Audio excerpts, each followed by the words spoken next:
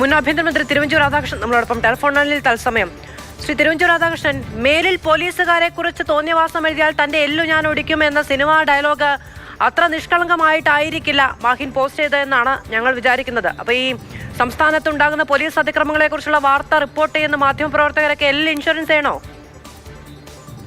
യഥാർത്ഥത്തിൽ അഹങ്കാരത്തിന്റെ അങ്ങേയറ്റല്ലേ ഇയാൾ ഏത് ലോകത്താണ് ജീവിക്കുന്നതെന്ന് കരുതിയിരിക്കുന്നത്? ഒരു ഭരണഘടനയ്ക്ക് കീഴിൽ ജീവിക്കുന്ന ഒരു സമൂഹത്തിന്റെ ഒരു ഭാഗമല്ലേ അവരൊക്കെ? അപ്പോ എല്ലൊടിക്കുന്നതിന് വേണ്ടി എല്ലിന്റെ കുത്തകയാക്ക ഉള്ളത് അത് ആരെ ഭീഷണിപ്പെടുത്താനാണ്? അതുകൊണ്ട് ഒരു കാരണവശാലും ഈ ധിക്കാരം ഒരു ഇഞ്ച് പോലും അംഗീകരിക്കാൻ കഴിയില്ല. ഒരു ഇഞ്ച് പോലും അതിനാരും കീഴ്പ്പെടുകയെന്ന് എനിക്ക് തോന്നുന്നുമില്ല. ഇപ്പോ സംസ്ഥാനത്ത് ഒരു വാർത്തയുണ്ടായപ്പോൾ സുജിത് VS എന്ന യൂത്ത് കോൺഗ്രസിന്റെ നേതാവിന്റെ കസ്റ്റഡി മർദ്ദനവുമായി ബന്ധപ്പെട്ട് അയാൾ നടത്തിയ നിയമ പോരാട്ടം എത്രത്തോളം നീണ്ടതായിരുന്നു, എത്രത്തോളം നിർബന്ധ ബുദ്ധിയോടെയും നീതിക്ക് വേണ്ടിയുള്ള ആഗ്രഹത്തോടെയും ആയിരുന്നു എന്ന വാർത്ത പുറത്തു വന്നപ്പോൾ മുതൽ 2000 മുതൽ ഇങ്ങോട്ടുള്ള വാർത്തകളാണ് പുറത്തു വന്നുകൊണ്ടേയിരിക്കുന്നത്. ശ്രീ തിരുവഞ്ചൂർ രാധാകൃഷ്ണൻ, അതായത് പേടിച്ചിട്ടാണ്, ഈ രീതിയിലായിരിക്കും പോലീസിന്റെ തുടർ സമീപനം എന്ന പേടി കൊണ്ട് പറയാതിരുന്നത് പലതും. ഇന്നിപ്പോ രാവിലെ ഒരു വന്ധ്യവയോധികനായ മനുഷ്യൻ പറയുകയാണ്, മൃഗങ്ങളെ ട്രീറ്റ് ചെയ്യുന്നത് പോലെയാണ് എന്നെ ഒരു പോലീസ് ഉദ്യോഗസ്ഥൻ ട്രീറ്റ് ചെയ്തത്, എന്റെ കവിളത്ത് എത്ര തവണ അടിച്ചു എന്നറിയാമോ എന്നുള്ളത്. ഒരാൾക്ക് കാലിന്റെ വിരൽ മുറിച്ചു മാറ്റേണ്ടി വന്നു. ഇതൊന്നും പുറത്ത് പറയാതെ ഇരുന്നത് പേടി കൊണ്ടായിരുന്നു. ആ നിലയ്ക്ക് ഭീഷണിപ്പെടുത്തിയും പേടിപ്പിച്ചും ഇല്ലാതാക്കി കളയുമെന്ന ഭീഷണി മുഴക്കിയും ഒക്കെ ഒളിച്ചു വെച്ചിട്ടാണോ ഇവിടെ നിയമപരിപാലനം നടക്കേണ്ടത്? ഒരു കാരണവശാലും അതല്ല. ബെസ്റ്റ് പോലീസിംഗ് എന്ന് പറയുന്നത് ഇതിന്റെ നേരെ എതിർവശാണ്.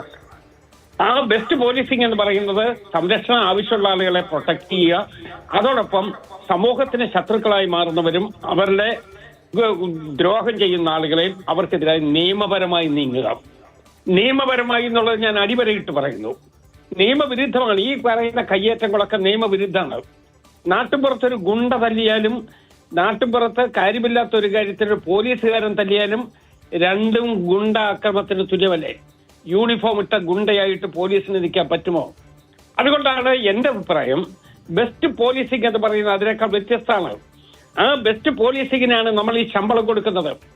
74,000 പോലീസുകാരെ നമ്മൾ സേനയിൽ കീപ്പ് ചെയ്തിരിക്കുന്നത് ബെസ്റ്റ് പോലീസിംഗ് സിസ്റ്റത്തിന് വേണ്ടിയാണ്.